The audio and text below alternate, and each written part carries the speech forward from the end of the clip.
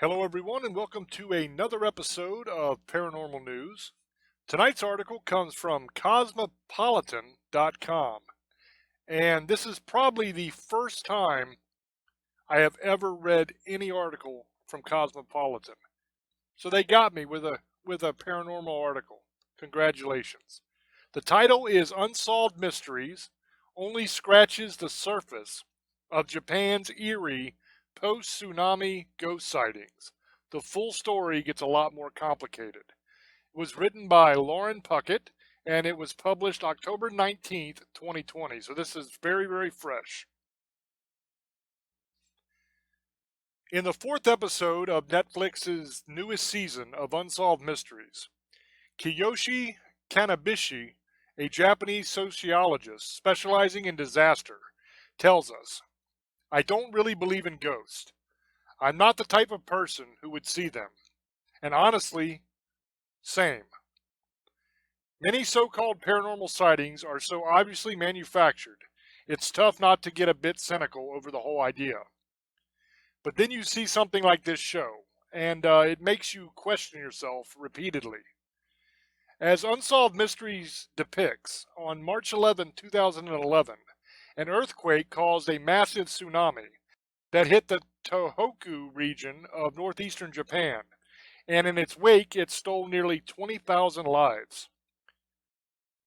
In Ishinomaki, a town within the region, the trauma was intense and immediate. No one had been prepared for the scale of the disaster. The tsunami reached 131 feet at its peak. It swept away not only thousands of people, but their homes and memories too. Photographs, books, and altars. And though the episode doesn't mention it, the fallout only got worse from there. The earthquake triggered a nuclear meltdown at the nearby Fukushima Daiichi reactors, the most severe such meltdown since Chernobyl.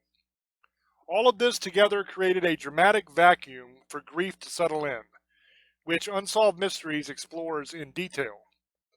What the show doesn't delve into is some of the stranger happenings that took place after the disaster.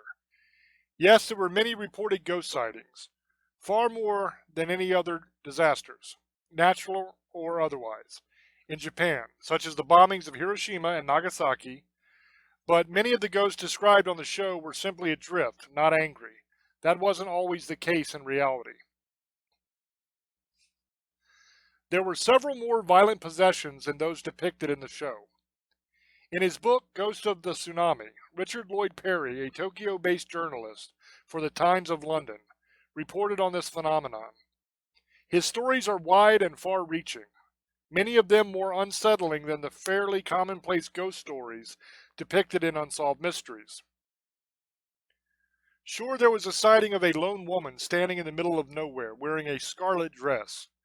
There was an old neighbor who'd allegedly appear in her friends' homes and leave a saltwater stain on the cushion where she sat. But perhaps most shockingly, there was a builder.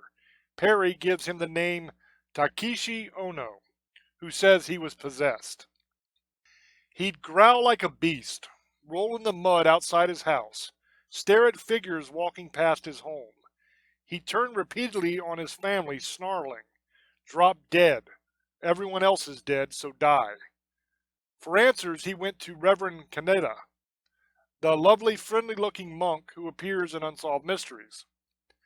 According to Perry, the Reverend splashed Ono with holy water until his head went clear. Then he revealed to Ono that the possession was possibly a punishment. Ono had traveled into the devastated area flippantly, eating an ice cream. Something got hold of you, perhaps the dead who cannot yet accept that they are dead, the Reverend told Ono. They have been trying to express their regret and their resentment through you. Perry writes in his book that priests from multiple belief systems, including Christian, Shinto, and Buddhist, were called upon in those months after the tsunami to quell unhappy spirits.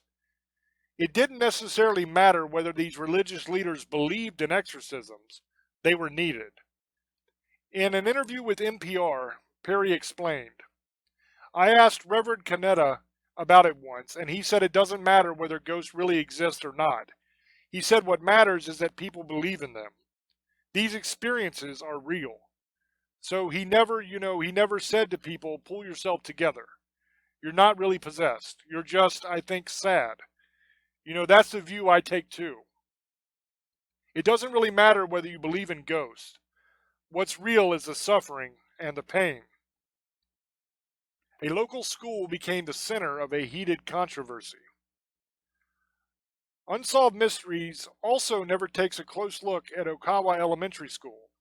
Of the 75 students who died while at school during the tsunami, 74 were from Okawa, an unsettling truth that led parents to rail against larger bureaucratic failures. 75 students, that is horrible. One Japanese magazine reported that after the disaster, kids would dare one another to travel to the elementary school grounds in search of these students' ghosts. One mother of an Okawa student consulted with a psychic, Perry reported. They traveled together to the school grounds, and after the mother tied decorations into the surrounding bamboo trees, the psychic told her the deceased children were delighted with them. But he also described horrifying scenes of the veneer between life and death, describing that the dead were crawling on the ground near the school. Some of them were stuck in the water, covered in mud, and swallowing the dirty water in terrible suffering. Some of them were trapped and trying to get out, the mother described to Perry. But another medium named Sumi told the mother a different story. You might think that the kids want their parents to find them, that they are desperate to go back home. But they are already home. They are already in a very good place. And the more you bury yourselves in the search, the more desperate you will become. The stories of spirits and ghosts conflicted with one another, some tragic and cruel, others quaint and kind. Unsolved Mysteries tries to explain this through the region's rural location and complex relationship with spirituality. But as Perry puts it, grief and trauma express themselves often very indirectly. You can talk to people and visit communities, which on the face of it seem to be fine. But the pain can either be very raw, very awful, such as these stories. The issue isn't whether you believe in ghosts. I still can't say I do. But whether you believe in the extraordinary power and physicality of grief. And that is the end of this article. I don't entirely agree with the the point of this article, that these people are full of it. They're just sad. But I do, however, agree with the final statement made in this article that grief can have physical effects on the body. Grief, depression, which I think are two different things. Grief is much more profound, and it's because of a loss. Depression is you're just sad, and it's, don't get me wrong, I'm not belittling depression. I've known people in my life that have suffered from depression and some severe depression, and it has led to suicide attempts. It's led to all kinds of horrible things in these people's lives. So believe me when I tell you, I'm not saying depression is not a big deal, because it 100% is. And if you are somebody who is listening to this right now who is suffering from depression or have suffered from depression in your life, what I would say to you is know that you are not alone. There are people out there that love you and care about you. God loves you. I love you. And you have friends and family that love you. Whatever it is that is making you upset will pass. You will get through it. But I do agree that grief and stress can both have horrible effects on the body. There's been studies done that have proven that high levels of stress lead to heart attacks, lead to strokes, lead to all kinds of disease. Stress causes your body to go haywire, and it lowers your immune system, and it makes you a lot more susceptible to disease and sickness. So if you have stress in your life, do everything you can to mitigate that, whether it is through yoga or meditation or deep breathing, or maybe every time you get stressed out, you take some old dishes or something outside and smash them with a hammer. That's a hell of a lot of fun. I know that sounds flippant and silly, but I live out in the mountains. I do not have very close neighbors. So when I get stressed out and angry, I will take an old TV or something, an old bookshelf or whatever I feel like it, and I will take it outside and shoot the hell out of it. One time my toaster kept burning my toast, so I took it outside and shot it, and I went in town and bought a new toaster. Okay, I admit I am a redneck mountain man. I get it. But I'll tell you one thing, I felt a hell of a lot better after I shot that damn toaster. And the new toaster did not burn my toast. Now, could that be because it learned a lesson from me shooting the other toaster and it didn't want none of that? Possibly. More than likely, I just figured out how to do the little setting on it so that it worked properly. But I'm going to hold on to the former thought because it brings me comfort. So if you're feeling a lot of stress in your life, by all means, go break something. It's very therapeutic and it's a lot of fun. And every one of us has crap in our house that we don't want anymore. Junk that is sitting around that we can't sell at a yard sale because nobody wants it because it's garbage, but we don't really want to throw it away because hey, that's still good. Somebody could use that, right? You use it. Take it outside and shoot it. Or if you live in the city or a blue state where you're not allowed to have guns, then take it outside and smash it with a sledgehammer. Go down to Home Depot and buy a pickaxe and put it through your TV. Not your good TV that you're watching, an old TV. Because they charge a lot of money at the dump to take care of TVs. It's much better to take them out in the woods and just smash the hell out of them. But anyway, that is the article. As far as the ghost and the tsunami thing, I buy that 100% because that was a tragic thing that happened. I mean, that thing about the kids, 75 kids in one school drowned in that tsunami, that is absolutely horrible. That breaks my heart.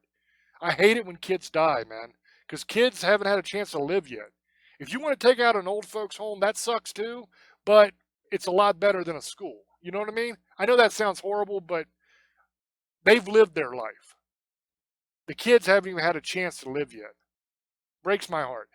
So I hope that you guys enjoy this article. If you did, please hit the like button, subscribe to the channel, all that jazz. And let me know down in the comments what you think of this article. What you think of the ghost in Japan. I completely buy that because, like I said, a tsunami is a horrible thing. And a lot of people died very suddenly and very tragically. So I can absolutely imagine there being many spirits that are left behind after something like that. So anyway, that is the end of this one. So I thank you for hanging out with me, and I will catch you in the next one. Until I speak to you again, love many, trust few, and do harm to none. God loves you, and so do I. Bye-bye.